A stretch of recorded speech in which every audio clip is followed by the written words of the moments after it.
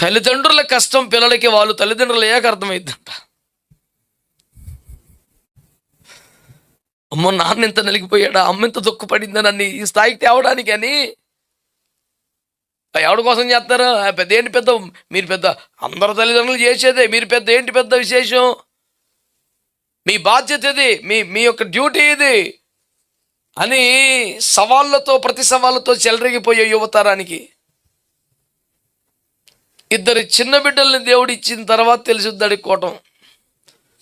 అడుగుంటే తుమ్ముతుంటే, ఏడుతుంటే, దగ్గుతుంటే, రోగం అంటే అర్ధరాత్రి అపరాత్రి పట్టుకొని హాస్పిటల్కి బయటికెళ్తుంటే అడు ఏడిచి గుక్క పెట్టేస్తాడు. ఎందుకు ఏడుతున్నా అర్థం కాక మళ్ళీ పిల్లల హాస్పిటల్ పట్టుకెళ్తుంటే,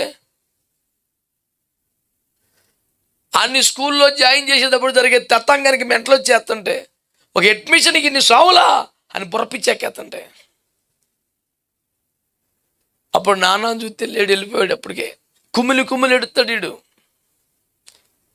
నాన్న నిన్ను సుఖ పెట్టలేదు, సంతోష పెట్టలేదు కాదు, కనీసం అర్థం చేసుకోలేదు నాన్న, తప్పైపోయింది నాన్న. ఆ తర్వాత శ్రద్ధతో వెతికిన, ఏడిచిన వేస్ట్ అని చెప్పాడు యేసు ప్రభు. ఇట్లాగే ఆత్మీయ జీవితంలో కూడా ఇలాగే జరుగుతుంది. పరిశుద్ధులు ప్రభు సంధికి వెళ్ళిపోతున్నారు, ఆత్మీయ తండ్రులు కోల్పోయి, ఆత్మీయ నాయకులను కోల్పోయి,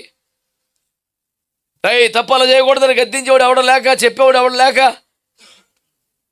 నువ్వు పాడిందే పాట, ఆడింది ఆట అయిపోయి చేదు ఫలితాలు వస్తుంటే, నాన్నగారు ఉంటే బాగుండేది కదా, తండ్రి ఉంటే బాగుండేది కదా, పెద్ద ఆయన ఉంటే బాగుండేది, ఇప్పుడు ఎడుతున్నావు కదా.